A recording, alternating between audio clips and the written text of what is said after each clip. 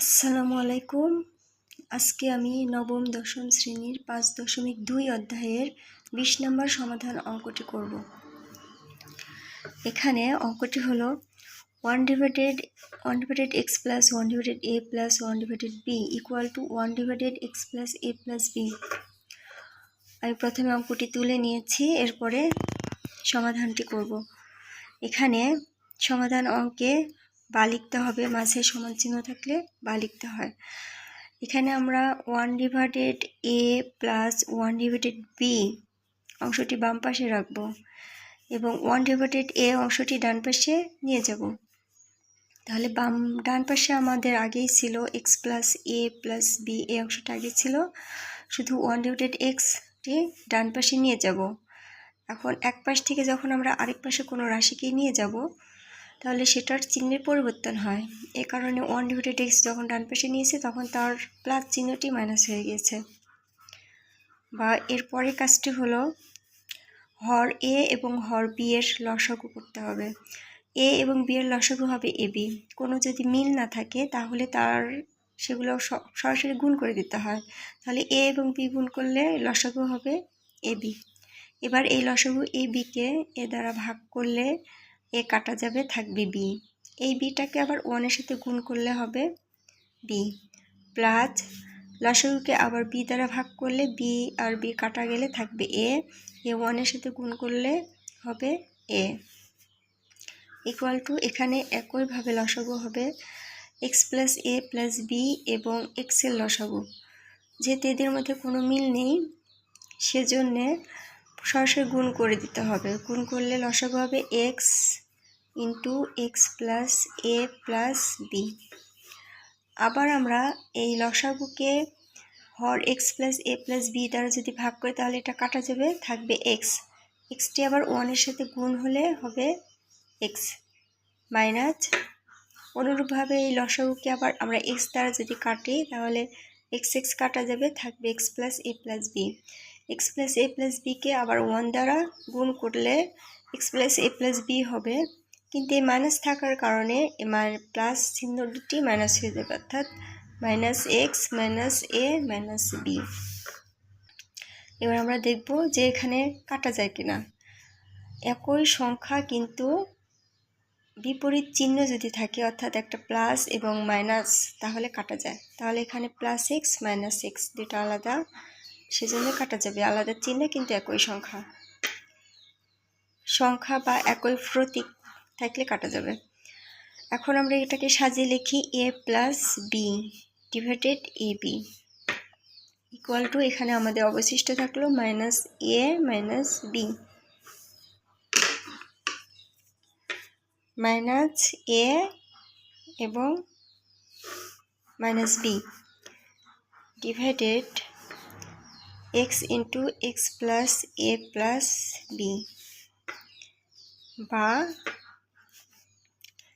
a plus b divided ab equal to, এখানে আমরা minus common নেব। মাইনাস কমন নিলে মাইনাস দ্বারা a কে গুণ করলে মাইনাসে মাইনাসে প্লাস a এবং মাইনাসে মাইনাসে plus b divided x into x plus a plus b। এর পরবর্তীতে আমাদের কাজ হবে, যেহেতু উভয় পক্ষের লব একই a প্লাস b, সেজন্য আমরা এই লবকে বাদ দিয়ে দিতে পারি। সেজন্য আমরা এখানে লবকে যদি বাদ দিই তাহলে থাকবে উপরে 1 ডিভাইডেড ab এবং এখানে থাকবে minus 1 divided x into x plus a plus b। আমরা যেহেতু এই a প্লাস বিকে বাদ দিয়েছি, কিন্তু এটাকে লিখে প্রকাশ করতে হবে যে উভয় পক্ষকে a প্লাস b দ্বারা ভাগ করে। এখানে আরেকটা জিনিস জেনে রাখা ভালো যে উভয় পাশে যদি লব একই থাকে তাহলে সেটা বাদ দেওয়া যায়, কিংবা হরও যদি একই থাকে সেটা বাদ দেওয়া যায়। যেহেতু লব একই আছে আমরা বাদ দিয়ে দিয়েছি এবং লিখে প্রকাশ করব উভয় পক্ষকে a প্লাস b দ্বারা ভাগ করে। উভয় পক্ষকে a প্লাস b দ্বারা ভাগ করে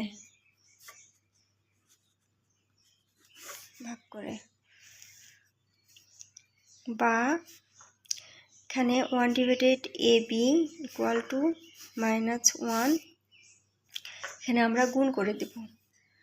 এক্স দ্বারা এক্স প্লাস এ প্লাস বিকে গুণ করলে হবে এক্স স্কোয়ার, এক্স গুণ করলে x square a x plus b x, a x plus b x. বা এবার আমরা আড়াআড়ি গুণ করব, অর্থাৎ কোনায় কোনায় গুণ। 1 এর সঙ্গে এক্স স্কোয়ার প্লাস এ এক্স প্লাস বি এক্স গুণ হবে এবং -1 এর সাথে এ বি গুণ হবে। তাহলে এটা গুণ করলে একই হবে, যেহেতু 1 দ্বারা কোনো কিছুকে গুণ করলে যা থাকে তাই হয়। তাহলে এ বিকে -1 দ্বারা গুণ করলে হবে এ বি। এর পরবর্তীতে আমাদের কাজ হবে এ বিকে আমরা এবার বাম পাশে নিয়ে আসবো। তাহলে x square plus x plus b x a বিকে বাম পাশে নিয়ে আসলে হবে প্লাস এ বি। তাহলে ডান পাশে কিছুই থাকবে না, শুধু 0 থাকবে। বা এবার আমরা দেখব কমন যায় কিনা। আমরা দুইটা সংখ্যার মধ্যে কমন নেব, যেমন এই দুইটার মধ্যে কি মিল আছে, এই দুইটার মধ্যে কি মিল আছে লক্ষ্য করতে হবে। এই দুইটা অংশের মধ্যে মিল আছে এক্স, একটা করে এক্স মিল আছে, সেজন্য একটা এক্স নিলে এর থাকবে একটা এক্স আর এখানে থাকবে এ, প্লাস এখানে যদি বি কমন নেওয়া যায় তাহলে এখানে থাকবে এক্স এবং এখানে থাকবে এ ইকুয়াল টু 0। এখন আমরা দেখতে পাচ্ছি ভেতরে আমাদের মিল হয়ে গেছে, অর্থাৎ অঙ্কটি সঠিক আছে। এখন যেহেতু উভয়ের এক্স প্লাস এ মিল আছে, তাহলে আমরা এক্স প্লাস এ কমন নিব।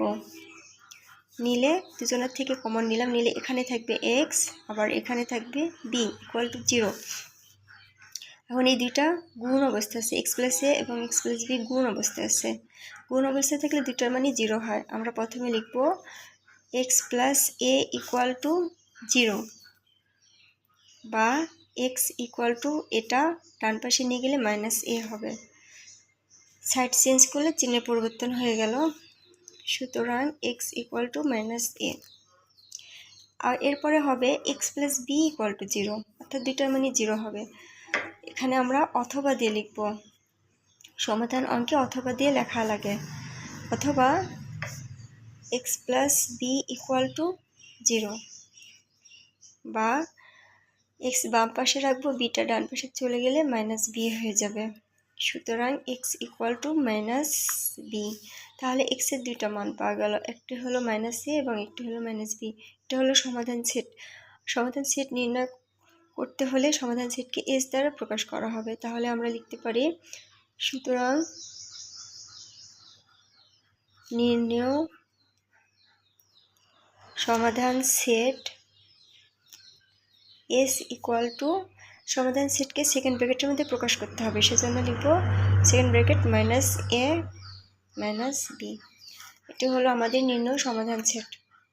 এটা হবে অ্যান্সার। এখানে আমি আমার ভিডিওটি শেষ করছি। আসসালামু আলাইকুম।